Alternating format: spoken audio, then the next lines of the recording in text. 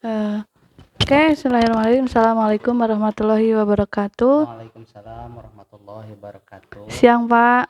Siang, Bu. Sehat, Bu? Alhamdulillah. Alhamdulillah. Ya, cabang Sun. Eh, saya di sini izin mewawancara Bapak Siap. terkait tesis yang sedang saya susun yang berjudul penerapan falsafah pondok pesantren melalui deep learning di SMP Terpadu Darussalam Raja Pola. Mohon izin memperkenalkan nama, kemudian mata pelajaran yang diampu dan kelas berapa. Baik, siap. Terima kasih atas waktunya. Perkenalkan, nama saya Aep Saipullah. Saya di sini sebagai guru PAI di kelas 9. Ya. Baik, bagaimana pertanyaan pertama Bapak ya. Bagaimana Bapak memahami konsep deep learning dalam pembelajaran? Ya, konsep deep learning ini merupakan pembelajaran yang mendalam, di mana dalam proses pembelajarannya anak itu bukan hanya dituntut untuk mengetahui materi saja, tapi juga bisa dipraktekkan dalam kehidupan sehari-hari. Dalam proses pembelajarannya meliputi 3 aspek. Yang pertama ada berkesadaran, bermakna, juga menyenangkan. Nah, itulah konsep dari deep learning yang saya ketahui. Baik, apakah Bapak menyusun modul berbasis deep learning? Ya, alhamdulillah saya sudah menerapkan aspek-aspek dalam deep learning ini dalam penerapan di RPP atau modul ajar.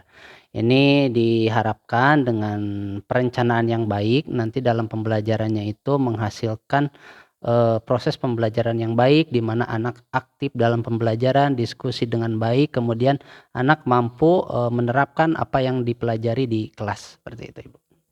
Oke, bagaimana cara mengintegrasikan nilai falsafah pendidikan pesantren dalam perencanaan pembelajaran? Ya, baik. Untuk menerapkan dalam falsafah pendidikan di pesantren, karena sekolah kita kan berbasis pesantren, jadi sebenarnya untuk konsep deep learning ini sudah diterapkan sebelumnya dalam kehidupan sehari-hari anak. Seperti halnya nilai kemandirian, nilai kesederhanaan, ukhuwah Islamiyah, sebenarnya itu sudah diterapkan dalam pembelajaran di pondok pesantren, seperti itu.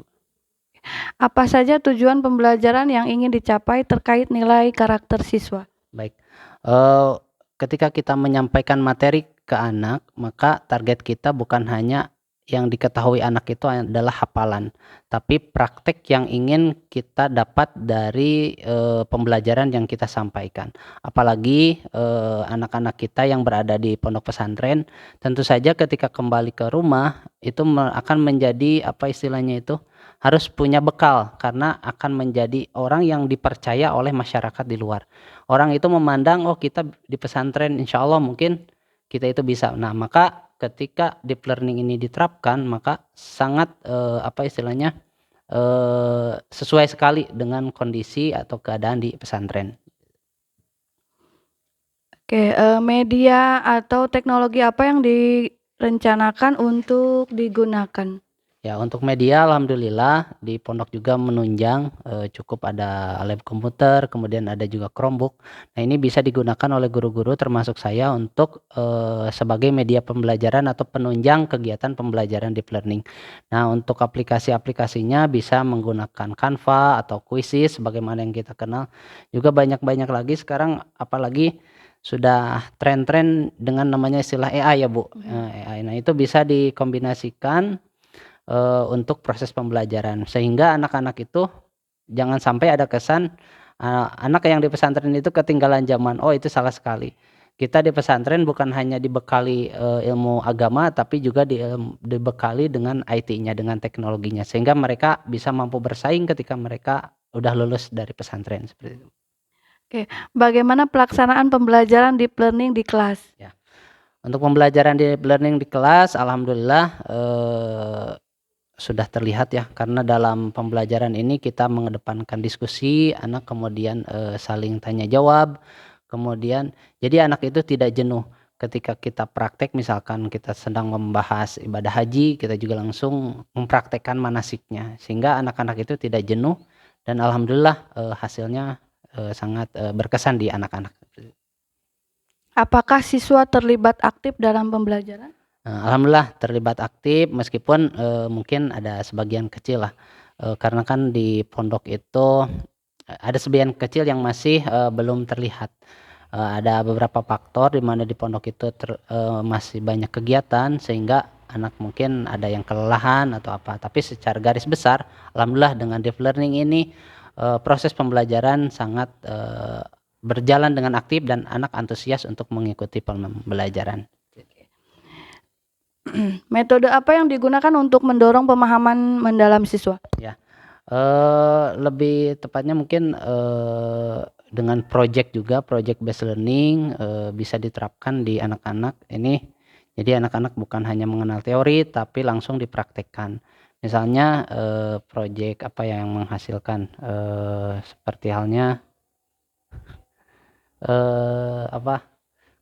misalkan ini siklus kehidupan manusia, misal dimulai dari lahir kemudian nanti sampai meninggal, kan ada alam mahsyar, ada alam akhirat. Nah, nanti anak bikin project bagaimana siklusnya dibuat dalam bentuk gambar seperti itu.